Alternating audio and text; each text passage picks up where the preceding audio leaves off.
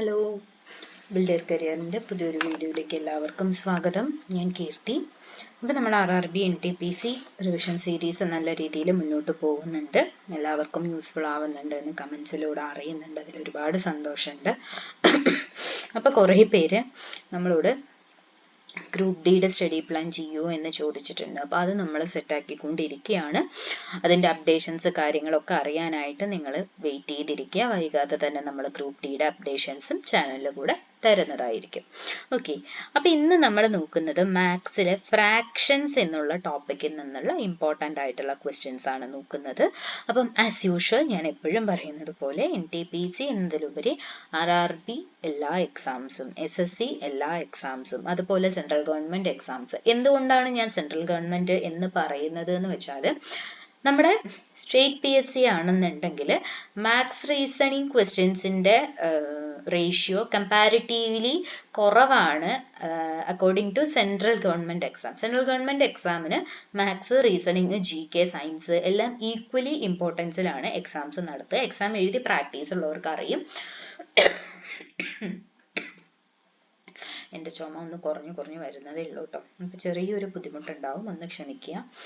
അപ്പം Kerala PSC യിലാണെന്നുണ്ടെങ്കിൽ GK ആയിരിക്കും ഏറ്റവും കൂടുതൽ ഇമ്പോർട്ടൻസ്. GKക്കാണ് ഇമ്പോർട്ടൻസ് കൂടുതൽ. മാത്സ്, റീസണിങ് ഇമ്പോർട്ടൻസ് ഇല്ല എന്നല്ല, കമ്പാരിറ്റീവ്ലി നമ്പർ ഓഫ് ക്വസ്റ്റ്യൻസ് കുറവായിരിക്കുമെന്നാണ് പറഞ്ഞത്. ഓക്കെ, അപ്പോൾ അതുകൊണ്ടാണ് നമ്മൾ സെൻട്രൽ ഗവൺമെൻറ് എക്സാംസ് എന്ന് പ്രത്യേകം എടുത്ത് പറഞ്ഞിട്ട് ഓരോ ചാപ്റ്ററും സ്റ്റാർട്ട് ചെയ്യണത്. എനിവേ, അപ്പം അതൊക്കെ പറഞ്ഞു കഴിഞ്ഞു.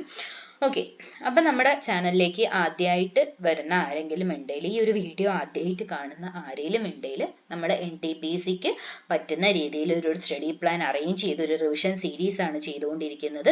ഇതുവരെ നമ്മൾ ചെയ്ത വീഡിയോസ് എല്ലാം നമ്മുടെ പ്ലേലിസ്റ്റിൽ കിടക്കുന്നുണ്ട്. കാണാത്തവരുണ്ടെങ്കിൽ പോയി കാണുക. പ്ലേലിസ്റ്റ് ഞാൻ ഐക്കാർട്ടിൽ കൊടുക്കുന്നതായിരിക്കും. അത് പോയി നോക്കിക്കഴിഞ്ഞാൽ നിങ്ങൾക്ക് കാണാൻ പറ്റും.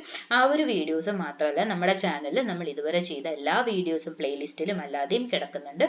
അപ്പോൾ അതെല്ലാം നിങ്ങൾക്ക് എന്നും യൂസ്ഫുൾ ആയിട്ടുള്ള വീഡിയോസ് ആണ്. അപ്പോൾ എന്തെങ്കിലുമൊക്കെ റെഫറൻസ് വേണമെന്നുണ്ടെങ്കിൽ, ഇപ്പം നമ്മൾ ക്വസ്റ്റ്യൻസ് ഒക്കെ ഡിസ്കസ് ചെയ്യുന്ന ടൈമിൽ ആ ടോപ്പിക്കിനെ കുറിച്ച് എന്തെങ്കിലും റെഫറൻസ് ആവശ്യമായിട്ടുണ്ടെങ്കിൽ നിങ്ങൾക്ക് ആ ഒരു വീഡിയോസ് ഒക്കെ എടുത്ത് പോയിട്ട് കാണാവുന്നതാണ്. ഓക്കെ, അപ്പം ചാനലിലേക്ക് ആദ്യമായിട്ട് വരുന്ന എല്ലാവരെയും ചാനലിലേക്ക് സ്വാഗതം ചെയ്യുന്നു.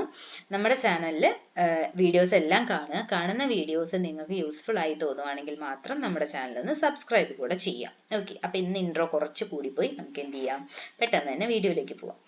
Which of the following fractions is the largest? തന്നിരിക്കുന്ന ഫ്രാക്ഷൻസിലെ ലാർജസ്റ്റ് ഫ്രാക്ഷൻ ഏതാണെന്നാണ് ചോദിച്ചിരിക്കുന്നത്. അപ്പം ഇത് കാണാനായിട്ട് ഒരു ട്രിക്ക് ഞാൻ ഓൾറെഡി പറഞ്ഞു തന്നിട്ടുണ്ട്. അറിയാത്തവരുണ്ടെങ്കിൽ ഞാൻ ഒന്നുകൂടെ പറയാം. നമ്മൾ എന്താ ചെയ്യുന്നത്? ആദ്യം രണ്ട് ഫ്രാക്ഷൻസിനെ എടുത്തു. ഓക്കെ, എന്നിട്ട് ന്യൂമറേറ്റർ ക്രോസ് മൾട്ടിപ്ലിക്കേഷൻ 9 into 3 27. അപ്പൊ ഈ ആൻസർ എഴുതുമ്പോൾ എപ്പോഴും ശ്രദ്ധിക്കണം, ന്യൂമറേറ്ററിന്റെ പ്ലേസിൽ വേണം മൾട്ടിപ്ലൈ ചെയ്ത് ആൻസർ എഴുതാൻ. അപ്പൊ ഇവിടെ 3 into 9 ചെയ്യുമ്പോൾ ന്യൂമറേറ്റർ 3 ആണ്. സോ 27 ഇവിടെ എഴുതി. 5 into 7 എന്ന് പറഞ്ഞാൽ 35 ആണ്, ഇവിടെ എഴുതി. ഓക്കെ, എന്നിട്ട് നമ്മൾ കണ്ടുപിടിക്കേണ്ടത് ലാർജസ്റ്റ് ആണ്. സോ തന്നിരിക്കുന്നതിൽ ലാർജസ്റ്റ് നമ്പർ എഴുതിയിരിക്കുന്ന ഫ്രാക്ഷൻ ഏതാണോ അതാണ് ഈ രണ്ട് നമ്പേഴ്സിലെ ലാർജസ്റ്റ് ഫ്രാക്ഷൻ. ഇതാണ് ലാർജസ്റ്റ്. അപ്പൊ നമ്മൾ ആ 5/9 ഇവിടെ മാറ്റി എഴുതി. അത് കഴിഞ്ഞ് അടുത്ത ഫ്രാക്ഷനിലേക്ക് പോയി. ഇനി ഈ 5/9നേക്കാൾ വലിയ ഫ്രാക്ഷൻസ് ഉണ്ടോ എന്നാണ് ചെക്ക് ചെയ്യണത്. ഓക്കെ, അപ്പൊ എഗെയിൻ ഇവിടെ എന്ത് ചെയ്തു? ഇവിടെ 55 എന്ന് വന്നു, ഇവിടെ 36 എന്ന് വന്നു. അപ്പൊ ഏതാണ് വലുത്? 5/9 തന്നെയാണ് വലുത്. ഇനി ഒരു ഫ്രാക്ഷനും കൂടെ നമ്മൾ ചെക്ക് ചെയ്യണം, 5/9ഉം 2/5ഉം. ഓക്കെ, 5 into 5 25, 9 into 2 എന്താണ്? 18. എഗെയിൻ നമുക്ക് എന്ത് തന്നെയാണ് വലുത് കിട്ടിയത്? 5/9 തന്നെയാണ് വലുത് കിട്ടിയത്. സോ നമ്മുടെ ലാർജസ്റ്റ് ഫ്രാക്ഷൻ ഏതാണ്? 5/9 ആണ് ലാർജസ്റ്റ് ഫ്രാക്ഷൻ. ഓക്കെ, അപ്പൊ ഇതേപോലെ തന്നെ സ്മോളസ്റ്റ് ഫ്രാക്ഷൻ എടുത്ത് എഴുതി കഴിഞ്ഞാൽ നമുക്ക് എന്ത് കിട്ടും? ഇപ്പൊ 5/9 യൂസ് ചെയ്ത് നമ്മൾ ചെയ്തതുപോലെ സ്മോളസ്റ്റ് കാണണമെങ്കിൽ എന്ത് ചെയ്യണം? ചെറിയ ഫ്രാക്ഷൻസ് ഏതാണോ അതെല്ലാമായിട്ട് കമ്പയർ ചെയ്തിട്ട് ചെയ്യാം. അതിന്റെ ക്വസ്റ്റ്യനും വരുന്നുണ്ട്. അവിടെ എത്തുമ്പോൾ ചെറുത് എങ്ങനെയാണ് കണ്ടുപിടിക്കേണ്ടത് എന്നുള്ള കാര്യവും നമുക്ക് എന്താവും? ക്ലിയർ ആവും. ഓക്കെ, അപ്പൊ ഐഡിയ കിട്ടിയല്ലോ അല്ലെ? അടുത്ത question, find the sum of 2/3 and 3/5.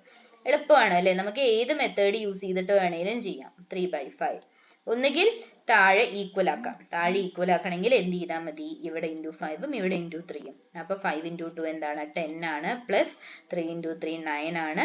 5 into 3 എന്താണ്? 15. നമുക്ക് എന്ത് കിട്ടും? 19/15 എന്ന് ആൻസർ കിട്ടും. സോ നമ്മുടെ ആൻസർ എന്താണ്? 19/15. ഓക്കെ അല്ലേ? അതല്ലെങ്കിൽ ക്രോസ് ചെയ്തിട്ട് വേണമെങ്കിലും ചെയ്യാം. ഏതാണോ നിങ്ങൾക്ക് സ്പീഡ് അത് യൂസ് ചെയ്തിട്ട് നിങ്ങൾക്ക് ആൻസർ ചെയ്യാം. ഓക്കെ.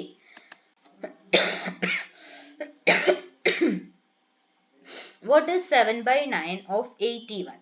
Of 81. Of എന്ന് പറഞ്ഞാൽ ഞാൻ പറഞ്ഞിട്ടുണ്ട് മൾട്ടിപ്ലിക്കേഷൻ ആണ് അവിടെ നമ്മൾ ചെയ്യേണ്ടത്. അപ്പൊ ഇവിടെ എന്താണ്? 81. 9ല് എത്ര ടൈംസ് പോകും? 9 ടൈംസ്. അപ്പൊ നമുക്ക് എന്ത് കിട്ടി? 7 into 9. നമ്മുടെ ആൻസർ എന്താണ്? 63 ആണ് ആൻസർ വരണം. ഇതൊക്കെ ബേസിക് ആയിട്ടുള്ള ക്വസ്റ്റ്യൻസ് ആണ്. എന്തായാലും ഇങ്ങനത്തെ ഒന്നോ രണ്ടോ ക്വസ്റ്റ്യൻസ് ക്വസ്റ്റ്യൻ പേപ്പറിൽ നമുക്ക് കാണാനായിട്ട് പറ്റും. ഓക്കെ. ഏറ്റവും കൂടുതൽ വരിക ആ ഒരു സ്മോളസ്റ്റ് ലാർജസ്റ്റ് എന്ന് പറയുന്ന ആ ഒരു ക്വസ്റ്റ്യൻ ആണ് കണ്ടിന്യൂസ് ആയിട്ട് ചോദിച്ച് കണ്ടിട്ടുള്ളത്. എന്നാലും ഇങ്ങനത്തെ ക്വസ്റ്റ്യൻസും വരാറുണ്ട്. നോക്കിക്കേ. Convert 5 3/4 into an improper fraction. Improper ഫ്രാക്ഷനിലേക്ക് മാറ്റുക. 5 3/4 ക്രോസ് ചെയ്താൽ മതി അല്ലേ? എന്ത് ചെയ്താൽ മതി? 5 into 4 plus 3 divided by 4 എന്ന് വരും. 5 into 4 എന്താണ്? 20 ആണ്. പ്ലസ് 3/4 എന്ന് പറയുമ്പോൾ നമുക്ക് ആൻസർ എന്ത് വരും? 23/4 ആണ് ഇംപ്രോപ്പർ ഫ്രാക്ഷൻ. ഓക്കെ. അപ്പൊ എന്താണ് ഇംപ്രോപ്പർ ഫ്രാക്ഷൻ? ഇംപ്രോപ്പർ ഫ്രാക്ഷൻ എന്ന് പറഞ്ഞാൽ ന്യൂമറേറ്റർ വലുതും ഡിനോമിനേറ്റർ ചെറുതുമായിരിക്കും. അതായത് ന്യൂമറേറ്റർ ഗ്രേറ്റർ ദാൻ ഡിനോമിനേറ്റർ ആവുന്നതാണ് ഇംപ്രോപ്പർ ഫ്രാക്ഷൻ എന്ന് പറയുന്നത്. ഓക്കെ, മനസ്സിലായല്ലോ അല്ലെ? നമുക്ക് എന്ത് ചെയ്യാം? അടുത്തതിലേക്ക് പോവാം.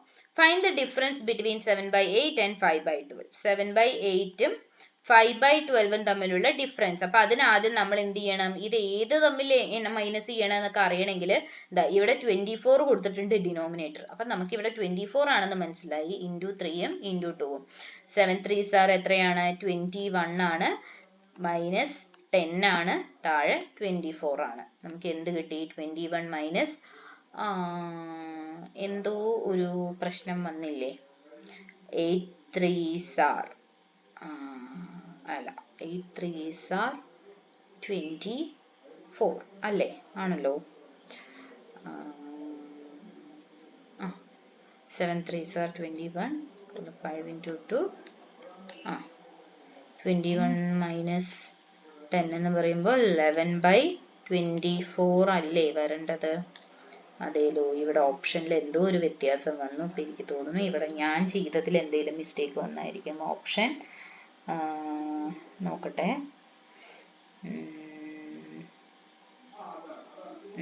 17 ഇവിടെയാണ് മിസ്റ്റേക്ക് വന്നിരിക്കുന്നത് കേട്ടോ. 17 അല്ല, ഇത് 11/24 ആണ്. നമ്മുടെ ആൻസർ എന്താ വരുന്നത്? 11/24 ആണ് ആൻസർ വരുന്നത്. ഓക്കെ.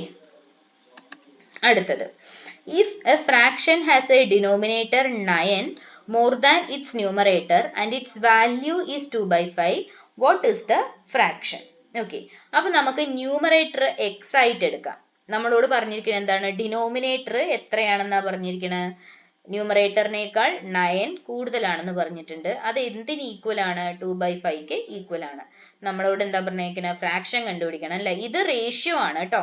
അപ്പൊ നമുക്ക് ഇനി ഇവിടെ എന്ത് ചെയ്യാം? 5x is equal to 2x plus 18 എന്ന് കിട്ടും. ഇപ്പുറത്തേക്ക് വന്നാൽ 3x is equal to 18. x എന്ന് പറഞ്ഞാൽ 6 എന്ന് കിട്ടും. അപ്പൊ നമ്മുടെ ഫ്രാക്ഷൻ എന്താണ്? 6/6 plus 9 എന്ന് പറഞ്ഞാൽ 15. 6/15 ആണ് നമുക്ക് എന്ത് വരുന്നത്? ആൻസർ ആയിട്ട് വരുന്നത് അല്ലേ? അങ്ങനെ തന്നെയല്ലേ വരിക? എക്സിന്റെ വാല്യൂ 6 എന്ന് കിട്ടും. 6 plus 9 എന്ന് പറയുമ്പോൾ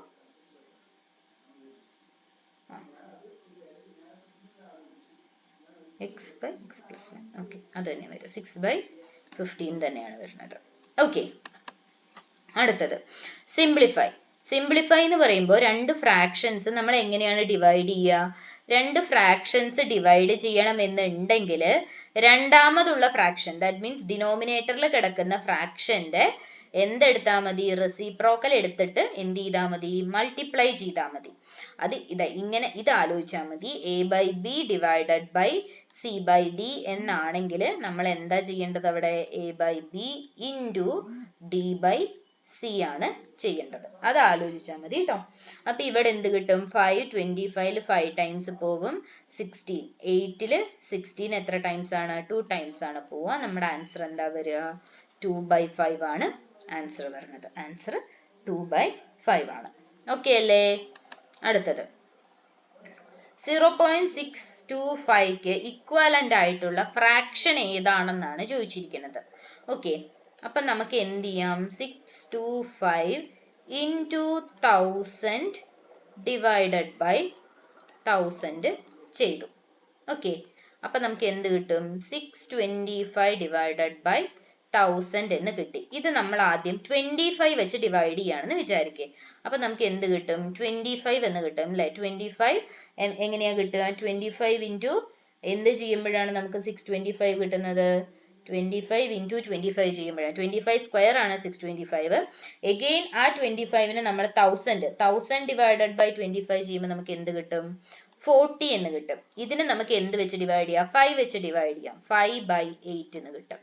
സോ നമ്മുടെ ഫ്രാക്ഷൻ എന്താണ്? 5/8 ആണ് ഫ്രാക്ഷൻ. ഓക്കെ, അപ്പൊ ഇത് ഓരോന്നായിട്ട് മൾട്ടിപ്ലൈ ചെയ്യുന്നതിലും അല്ലെങ്കിൽ ഇത് ഡിവൈഡ് ചെയ്ത് നോക്കുന്നതിലും എളുപ്പത്തിൽ നമുക്ക് എന്ത് ചെയ്യാം? ഇങ്ങനെ ചെയ്യാം.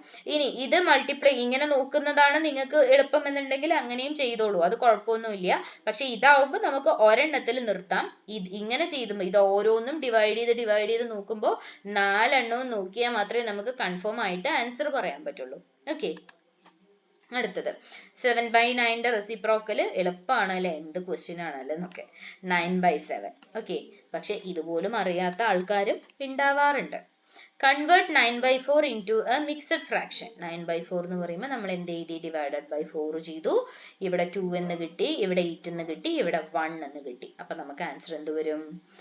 1/4 2. 1/4 എന്നാണ് നമുക്ക് ആൻസർ കിട്ടുന്നത്. ഓക്കെ അല്ലേ? മിക്സഡ് ഫ്രാക്ഷനിലേക്ക് എന്ന് പറഞ്ഞാൽ ഒന്നും ചെയ്യാനില്ല, ജസ്റ്റ് ഡിവൈഡ് ചെയ്യുക. ഡിവൈഡ് ചെയ്തിട്ട് കിട്ടുന്ന ആൻസർ എന്താണോ എന്ന് നോക്കുക. അതിന് നമ്മൾ ഇവിടെ നമ്മൾ എന്താ കൊടുക്കേണ്ടത്? റിമൈൻഡർ ആണ് ഇവിടെ എഴുതേണ്ടത്. ദെൻ ഇവിടെ നമ്മൾ എന്താ എഴുതേണ്ടത്? ഡിവൈസർ ആണ് എഴുതേണ്ടത്. ഇവിടെ നമ്മൾ കോഷ്യന്റ് ആണ് എഴുതേണ്ടത്. Okay, what is the LCM of 2/3 and 3/5? 2/3യുടെയും 3/5ന്റെയും LCM ആണ് നമ്മളോട് ചോദിച്ചിരിക്കുന്നത്. അപ്പോൾ ഒരു ഫ്രാക്ഷന്റെ LCM കണ്ടുപിടിക്കാനായിട്ട് നമ്മൾ എന്താ ചെയ്യാം? ഫ്രാക്ഷന്റെ LCM കാണാനുള്ള മെത്തേഡ് ഞാൻ പറഞ്ഞു തന്നിട്ടുണ്ട്. എങ്ങനെയാ ചെയ്യേണ്ടത്? LCM of 2/3 and 3/5 ആണ് അല്ലെ? അപ്പൊ നമ്മൾ ഇവിടെ ചെയ്യേണ്ട കാര്യം എന്താ വെച്ച് കഴിഞ്ഞാല് ന്യൂമറേറ്റേഴ്സിന്റെ LCM കാണുക, ഡിവൈഡഡ് ബൈ ഡിനോമിനേറ്റേഴ്സിന്റെ HCF കൂടെ കാണുക. അപ്പൊ നമുക്ക് കിട്ടുന്നത് എന്തായിരിക്കും? LCM ആയിരിക്കും. ഓക്കെ, അപ്പൊ 2ന്റെയും 3ന്റെയും LCM എന്ന് പറഞ്ഞാൽ എന്താണ്? 6 ആണ്. ഓക്കെ, ഇനി 3യുടെയും 5ന്റെയും HCF എന്ന് പറഞ്ഞാൽ 1 ആണ്. കോമൺ ആയിട്ട് വേറെ പ്രത്യേകിച്ച് ഒന്നും അവിടെ ഇല്ല. അപ്പൊ നമുക്ക് LCM എന്താ കിട്ടുന്നത്? 6 ആണ് കിട്ടുന്നത്. ഓക്കെ, ഇതിപ്പോ അങ്ങനെ അല്ലാണ്ട് രണ്ടും LCM കണ്ട് ചെയ്താലും നമുക്ക് ആൻസർ ഇത് തന്നെയായിരിക്കും കേട്ടോ കിട്ടുക. വേറെ പ്രത്യേകിച്ച് ആൻസർ കിട്ടാനൊന്നും ഇല്ല. എന്നാലും കോമൺ ആയിട്ടുള്ളത് ഇങ്ങനെയാണ്. ഇനി ഫ്രാക്ഷന്റെ HCF ആണെന്നുണ്ടെങ്കിൽ ന്യൂമറേറ്റേഴ്സിന്റെ HCF ഡിവൈഡഡ് ബൈ ഡിനോമിനേറ്റേഴ്സിന്റെ LCM. ഓക്കെ, ഓപ്പോസിറ്റ് ആയിട്ട് ചെയ്തു കഴിഞ്ഞാൽ നമുക്ക് എന്ത് കിട്ടും? HCFും LCMും കിട്ടും. അടുത്തത് 3 2/5 into 2 1/3. അപ്പൊ ഇതാദ്യം നമ്മൾ എന്ത് ചെയ്യണം? ഇതിനെ അങ്ങോട്ടേക്ക് ക്രോസ് ചെയ്യണം അല്ലെ? 5 3s are 15 16 17. 17/5 into 6 7/3 എന്ന് വരും. ഓക്കെ, ഇനി ഇതിനെ നമ്മൾ എന്ത് ചെയ്യണം? 17 into 7 ചെയ്ത് കഴിഞ്ഞാൽ നമുക്ക് എന്താ കിട്ടുക? 17 into 7 സം 9 119 എന്ന് കിട്ടും, ഡിവൈഡഡ് ബൈ 15. ഈ 119 ഡിവൈഡഡ് ബൈ 15, ഇവിടെ 15 കിട്ടി കഴിയുമ്പോൾ തന്നെ നമുക്ക് ഓൾമോസ്റ്റ് ഒരു ധാരണ കിട്ടും എന്താണെന്ന്. ഒന്നുകിൽ ഇതായിരിക്കും അല്ലെങ്കിൽ ഇതായിരിക്കും എന്നുള്ള ധാരണ കിട്ടും. ഓക്കെ, അപ്പൊ നമ്മൾ എന്ത് ചെയ്തു? 119/15 ഒക്കെ ചെയ്തു. 15 എന്ന് പറയുമ്പോൾ ഇവിടെ എന്ത് വരും? 7 ആണ് വരിക. ഓക്കെ, അപ്പൊ 15 into 7 എന്ന് പറഞ്ഞാല് നമുക്ക് എന്താ കിട്ടുക? 105 എന്നാണ് കിട്ടുക. ബാലൻസ് എന്ത് വരും? 14 അല്ല, സോറി, ബാലൻസ് നമുക്ക് വരുന്നത്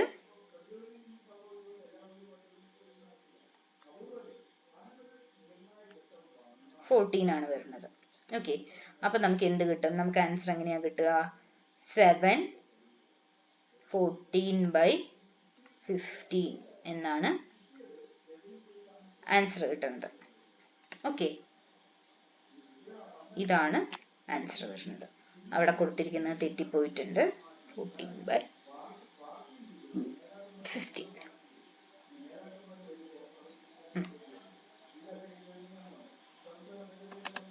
അടുത്തത് 5/9 of a number is 20. What is the number? ഏതോ ഒരു നമ്പറിന്റെ 5/9 എന്താണെന്ന് പറഞ്ഞിട്ടുണ്ട്? 20 ആണെന്ന് പറഞ്ഞിട്ടുണ്ട്. നമ്മളോട് ആ നമ്പർ ഏതാണെന്നാണ് ചോദിച്ചിരിക്കുന്നത്. അപ്പൊ എന്ത് കണ്ടുപിടിക്കണം? എക്സ് കണ്ടുപിടിക്കാൻ എന്ത് ചെയ്താൽ മതി? 20 into 9 divided by 5 ചെയ്താൽ മതി അല്ലേ? എന്ത് കിട്ടും? ആ നമ്പർ ഏതാണ്? 36 ആണ് ആ നമ്പർ. ഞാൻ പറഞ്ഞു തരുന്നത് ക്ലിയർ ആവുന്നുണ്ടോ? മനസ്സിലാവുള്ളതിൽ ചോദിക്കണം കേട്ടോ. ഞാൻ എന്തായാലും റിപ്പീറ്റ് ചെയ്ത് പറഞ്ഞു തരാവേ. ഓക്കെ, അപ്പൊ അത് മനസ്സിലായിട്ടുണ്ടെന്ന് വിചാരിക്കുന്നു. അടുത്ത ക്വസ്റ്റ്യനിലേക്ക് പോവാം. If 2/7 of a number is 14, നേരത്തെ ചെയ്ത സെയിം, ഏതോ ഒരു നമ്പറിന്റെ 2/7 എന്ന് പറഞ്ഞാൽ 14 ആണ്. അങ്ങനെയാണെങ്കിൽ ആ നമ്പർ എന്താണെന്നാണ് ചോദിക്കുന്നത്. 14 into 7 divided by 2 എന്നാണ് വരിക. അപ്പൊ ഇവിടെ നമുക്ക് എന്ത് കിട്ടും? 7 കിട്ടും. 49ന്റെ 2/7 ആണ് 14 എന്ന് പറയുന്നത്. ഓക്കെ അല്ലേ? Which fraction is the smallest? നേരത്തെ ഞാൻ പറഞ്ഞതുപോലെ ഇവിടെ നമ്മൾ എന്താ ചെക്ക് ചെയ്യേണ്ടത്? സ്മോളസ്റ്റ് ആണ് ചെക്ക് ചെയ്യേണ്ടത്. അപ്പൊ ആദ്യം രണ്ട് നമ്പേഴ്സ് ഏതാണ്? 1/2ഉം 3/4ഉം ക്രോസ് ചെയ്തിട്ട് ഇവിടെ 4 എന്ന് കൊടുത്തു, 6 ഇവിടെ കൊടുത്തു. ഏതാണ് ചെറുത്? ഇതാണ് ചെറുത്. അപ്പൊ നമ്മൾ ഇനി 1/2 ആണ് ചെക്ക് ചെയ്യേണ്ടത്. 1/2 and 2/5 ചെക്ക് ചെയ്യാം. ഇവിടെ 5 എന്ന് കിട്ടും, ഇവിടെ 4 എന്ന് കിട്ടും. അപ്പൊ ഏതാണ് ചെറുത്? ഇതാണ് ചെറുത്. അപ്പൊ എഗെയിൻ നമ്മൾ അടുത്തത് വെച്ചിട്ട് ഇതാണ് ചെയ്യേണ്ടത്. 2/5ഉം 4/7ഉം. അപ്പൊ ഇവിടെ 14 എന്ന് കിട്ടും, ഇവിടെ എന്ത് കിട്ടും? 20 എന്ന് കിട്ടും. ഏറ്റവും ചെറുത് ഏതാണെന്നാ കിട്ടുന്നത്? 2/5 ആണ് സ്മോളസ്റ്റ് ഫ്രാക്ഷൻ എന്ന് പറയുന്നത്.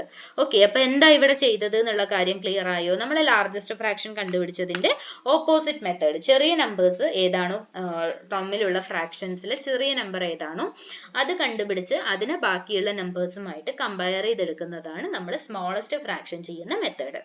ഓക്കെ, അപ്പൊ പറഞ്ഞു തന്ന 15 ക്വസ്റ്റ്യൻസും എല്ലാവർക്കും ക്ലിയർ ആയിട്ടുണ്ട് എന്ന് തന്നെയാണ് വിചാരിക്കുന്നത്. ഈ ക്വസ്റ്റ്യൻസ് അത്രയും ഇമ്പോർട്ടന്റ് ആയിട്ടുള്ളതാണ്. ഓരോന്നും നല്ല രീതിയിൽ തന്നെ പ്രാക്ടീസ് ചെയ്യുക. നിങ്ങൾക്ക് ഇതേ മോഡലിലുള്ള ക്വസ്റ്റ്യൻസ് വേറെ കിട്ടും. അപ്പൊ അതും ഈ ഒരു മെത്തേഡ് നോക്കി പഠിച്ച് വൃത്തിയായിട്ട് പ്രാക്ടീസ് ചെയ്ത് നോക്കുക. നല്ല രീതിയിലുള്ള പ്രാക്ടീസ് കൊണ്ട് മാത്രമേ നമുക്ക് ഏതൊരു എക്സാം ആണെങ്കിലും ക്രാക്ക് ചെയ്യാനായിട്ട് പറ്റുള്ളൂ. ഓക്കെ, അപ്പൊ എല്ലാവർക്കും നമ്മുടെ സ്റ്റഡി പ്ലാൻ ഒക്കെ യൂസ്ഫുൾ ആവുന്നുണ്ട് എന്ന് തന്നെയാണ് എൻ്റെ വിശ്വാസം. ഇതുവരെയും സ്റ്റഡി പ്ലാനിൽ ജോയിൻ ചെയ്യാത്തവരുണ്ടെങ്കിൽ പെട്ടെന്ന് തന്നെ സ്റ്റഡി പ്ലാനിലൊക്കെ ജോയിൻ ചെയ്യുക. ഇതുവരെ ചെയ്ത വീഡിയോസ് എല്ലാം കണ്ടു നോക്കുക. ഇനി അങ്ങോട്ടേക്ക് നമ്മൾ ചെയ്യുന്ന എല്ലാ വീഡിയോസിനെയും നല്ല രീതിയിൽ തന്നെ സപ്പോർട്ട് ഉണ്ടാവും എന്ന് പ്രതീക്ഷിക്കുന്നു. അടുത്തൊരു വീഡിയോ ആയിട്ട് കാണുന്നത് വരേക്കും താങ്ക് യു.